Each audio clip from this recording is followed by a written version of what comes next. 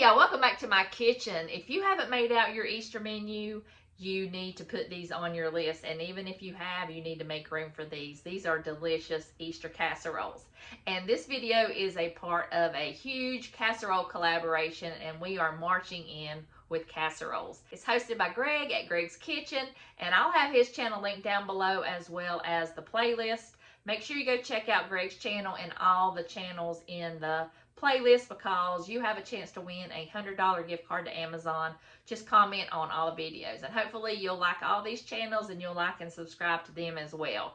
And if you're new to my channel, my name is Ann and I do cooking on my channel, and I would love to have you join my YouTube family if you haven't already. I will have all the information in the description box, all the channels, all the recipes, everything that you need to know. So I hope you enjoy these recipes, and I will turn you around and let's get started. Okay, the first one is a sausage bubble up breakfast casserole.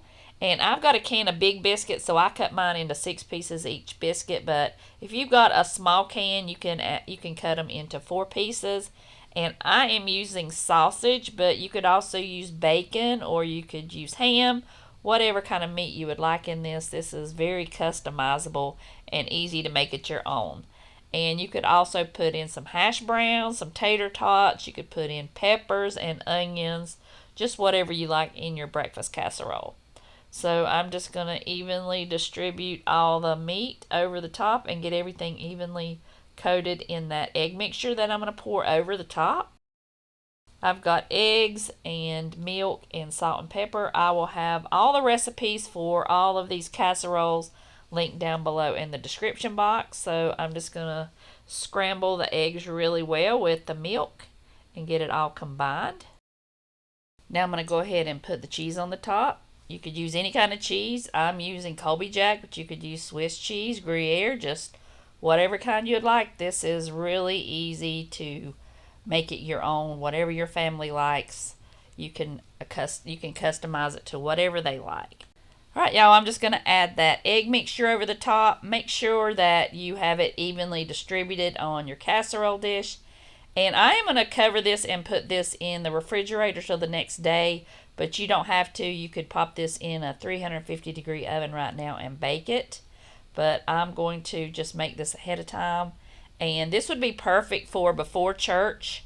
And you could make it the morning before church, and just pop it in the oven before you go to church or after you get home. If you're having a brunch, this would be perfect as well. This turned out so good. It was just perfect right out of the oven. And look at this. I mean, it can't look any better than that, can it? But Doug's going to put him some hot sauce on his, because this is for him for breakfast.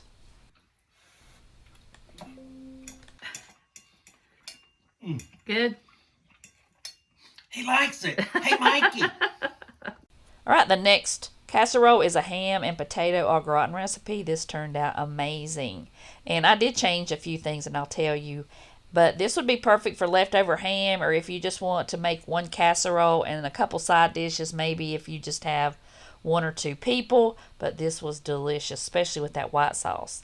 I've got some butter melting. And what I did change about this, I sliced my potatoes and I am cooking them ahead of time. The recipe says it's over an hour, and I want to cut down that time. And that actually cut the time in half, so it only really took about 30 minutes. I didn't cook them all the way, but 90% of the way.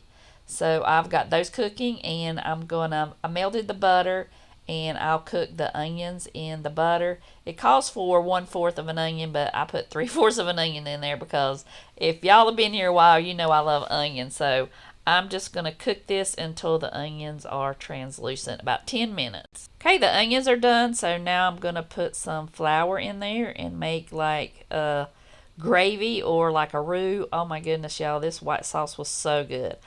And I'm just going to mix that in there and get that flour taste out of it. So I'm just going to cook this for maybe a minute and get that raw flour taste out of there.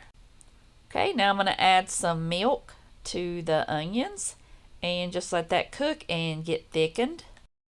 I did put a little bit of onion powder and garlic powder in there, because you know I got to have my onion powder and garlic powder in everything. And I also added a little bit more milk because it was a little bit thick. Okay, I'm going to let that gravy or that white sauce hang out while I take my pan, and I just buttered it really well so it doesn't stick. Okay, I took my potatoes out and I drained them really well, and now I'm just going to put those at the bottom of the pan. The recipe says to layer everything, but y'all know I don't have time for that. I've got 3 pieces of ham that I cut up, and I'm just going to add that over the top as well. I had picked up a ham at Aldi a couple weeks ago, and I put this in the freezer, and they're not too thick, but I think it was probably maybe about a cup and a half of ham. Right, I'm just going to pour that white sauce over the top of it, and I'm just going to mix it all together in the pan. And it was still good. I didn't have to layer it. You don't have to do all that stuff because it's still going to come together really well. So this is another casserole that you could customize it. You could put peppers, onions, you could put jalapenos in there, just whatever you like with your potatoes, but this turned out amazing on its own. It calls for cheddar cheese, but I did add in some Parmesan cheese that I had in the fridge because that fresh Parmesan is so good. So I thought that would be good all mixed together and put on the top. And also, I think next time I make this, I might put some panko on the top. I think having a crispy crust would make it even better, but it was still delicious. And I'm just going to evenly put that cheese on the top. And I did add salt and pepper to this recipe. It didn't call for it. And I just popped that in a 350-degree oven for about 30 minutes uncovered. And now I'm going to start on my corn casserole. I did a few little things extra or different, and this turned out even better than the original. And I've just got some corn here, some cream corn mixed up with some sour cream, and I added a red pepper, or just maybe a fourth of a red pepper and a green pepper, and also some of a can of green chilies that were hot. This was amazing, and it didn't even make it hot, but it made it so much better than the original. And that's what I used, those diced green chilies, and they were hot. Or they said they were hot, but it was mild in this recipe. Right, I have some melted butter. I don't know why I used so many bowls. Then I ended up using a big bowl, but I guess I like to wash dishes. But I've just mixed that corn up in that bowl, and now I'm going to mix the other can of whole corn in with the butter. And I'm also going to add in a couple eggs. We have 8 new hens, so I've got to use up a lot of eggs here, as you can see. Okay, I'm just going to scramble that up together, and if you were normal, unlike me, you would just be mixing this all up in one bowl. The recipe called for half a cup of sugar, but I knew the Jiffy was already really sweet, so I just put in 2 tablespoons, and I think it was perfect. See, I did have to get a big bowl. And I added the Jiffy corn muffin mix, and you'll just mix that together really well. And then we'll put it in our casserole dish. Okay, I just put it in my round casserole dish. It looks really pretty with the green and the red from the peppers and the green chilies, and it smells really good too. So I'm just going to put this in the oven for about 45 minutes or until it sets up in the middle. Okay, my ham and potato au gratin potatoes are out. I wish y'all could smell this. This just smells like heaven.